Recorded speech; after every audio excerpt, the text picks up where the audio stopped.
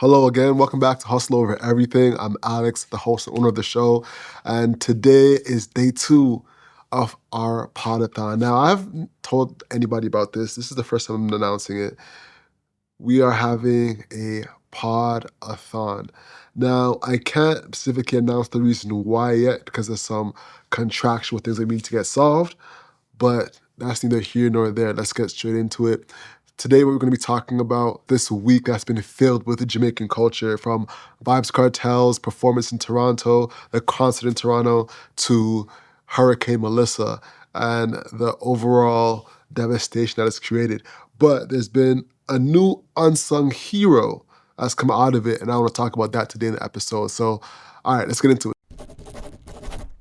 So, number 1, Vybz Kartel. Listen, Adidja Palmer, if you haven't to be listening to this, I just want to big you up. Thank you so much for coming to Toronto and touching the city. It was an amazing concert. You did your big one with this one. You did your big one. Big up yourself. So honestly, there's a lot of hate that went towards it, and I don't understand why. I think as Torontonians, with how tough the economy is, people needed a reason to lash out because they haven't paid this much for a concert in a very long time. So distract yourself from the noise and big up yourself. To the crux of the event, honestly, going to the concert for me was just a reminder of why I dislike going out often, because there's a certain pattern that you have to understand when it comes to concerts to do it right. You know, when going to the concert, what I learned is, for one, you can't go perfectly on time. You cannot.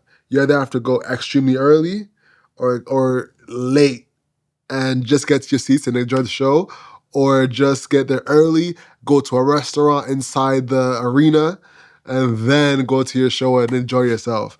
If you're in between any of those, it's just pure noise and confusion. So that's one of the biggest lessons I've learned from the concert experience overall. Now, on to Vybz Kartel. He absolutely smoked it. There was good openers. I went on the Sunday, and it was good seeing the dancehall performers from that cypher. Y'all know what I'm talking about. Naturally. That was sick. Seeing that was fire. And then seeing Vybz Kartel come out and perform, it was the experience I needed to have. That was the experience my inner child needed to have. So that was exceptional. That was something that I think the city needed overall as well, especially with what was to come from Hurricane Melissa. So all in all, great concert. What was crazy seeing some of the fights that broke out throughout the concert. Of course, people were smoking throughout the concert. And overall, seeing the markup of food, of this and that was crazy. Seeing pizza for $20 was insane. I bought pizza, 2 slices of pizza, 2 slices of pizza for $20. Listen, I'm not claiming to be rich, neither am I claiming to be broke. I just know when I'm being robbed, and that was a robbery. Anyway, back to the concert. Vybz Kartel performed all out of his hits. The only song he didn't really play was Fever, and he didn't play the song For the Woman, the song with Vanessa Bling. The fact that he didn't play that, I only played like a little sample. I think people are a little bit mad at that. But other than that, listen, I say a 9 out of 10 performance. All right, now let's get into Hurricane Melissa, because Hurricane Melissa was one of the most challenging things to see as a Jamaican. Literally the strongest hurricane that's ever touched the country in years.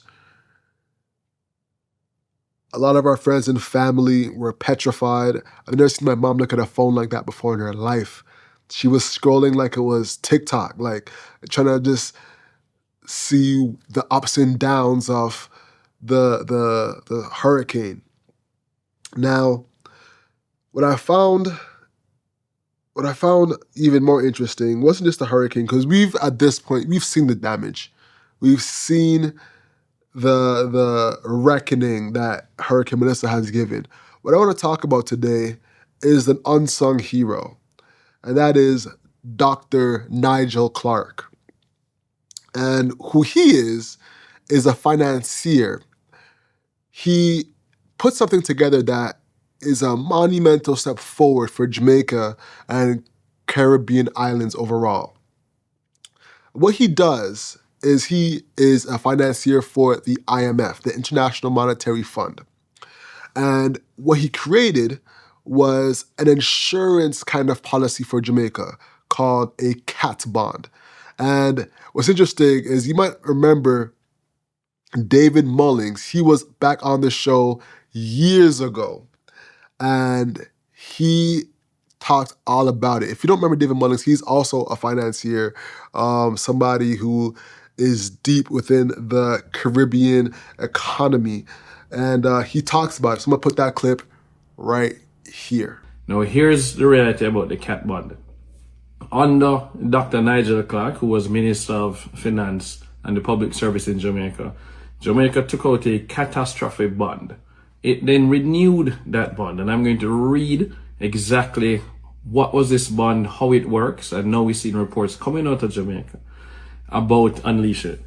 So it says, Jamaica's catastrophe bond is globally pioneering the cat in a grid trigger approach, as we are the first in the world to use this. So Jamaica is the first in the world to use a cat in a grid trigger approach.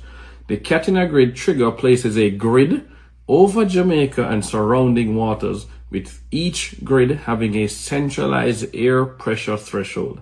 Payout is triggered if a hurricane passes through a grid and has centralized air pressure at or below the threshold for that grid. Note, the lower the centralized air pressure, the higher the intensity of the hurricane. Hurricane Melissa was below 900 millibars, so it's one of the strongest hurricanes in history. Okay, so I believe it's number two, silver medal.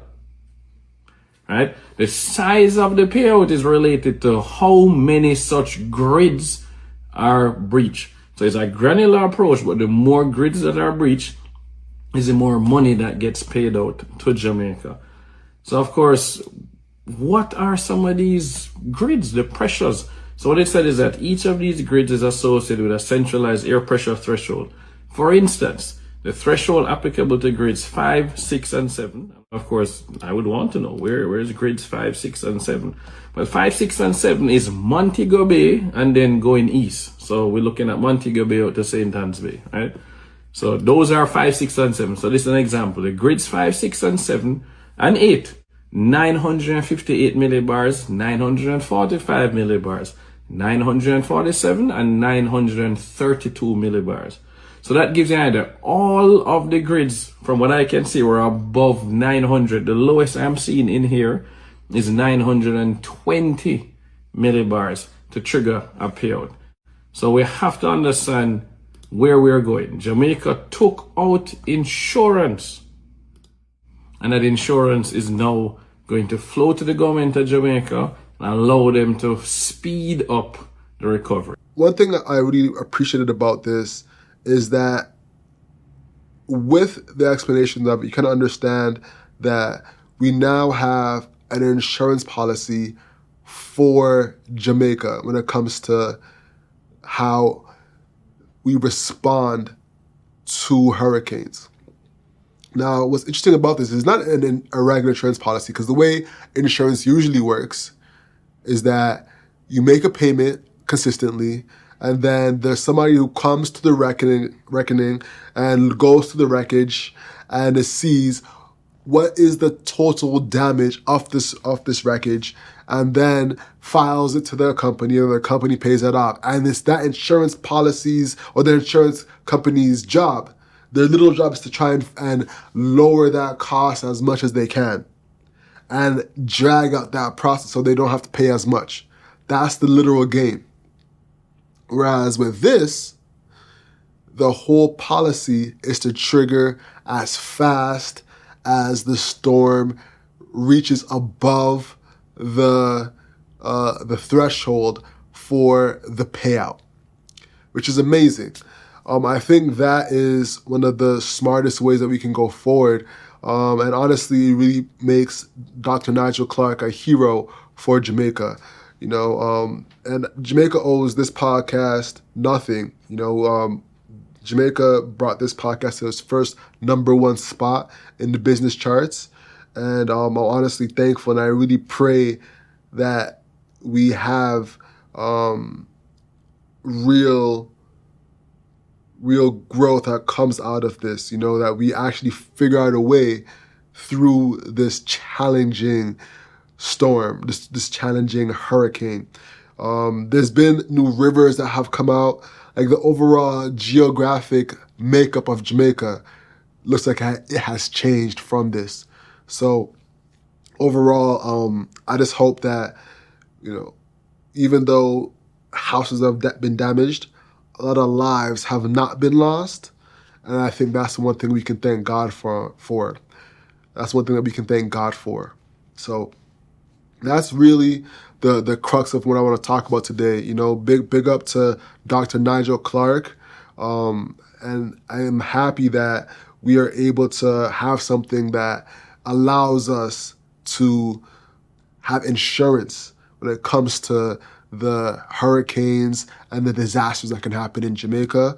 And this could be a new model that goes forward for other countries in the Caribbean, whether it be Haiti, whether it be Cuba, whether it be Antigua, et cetera, et cetera, et cetera. So something that we can definitely leverage in the future.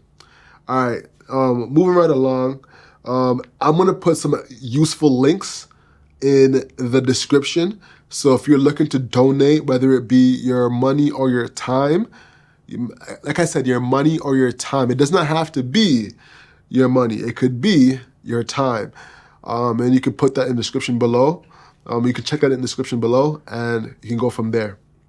All right, y'all. I'm going to see you in the next episode tomorrow. It's going to be a good one. Let's keep this Podathon going. I'm really excited to keep it going. It's a challenge for myself to be consistent. Let's see what happens. Hustle is what you can't control. So control your grind and control your life. I'm Alex. Peace.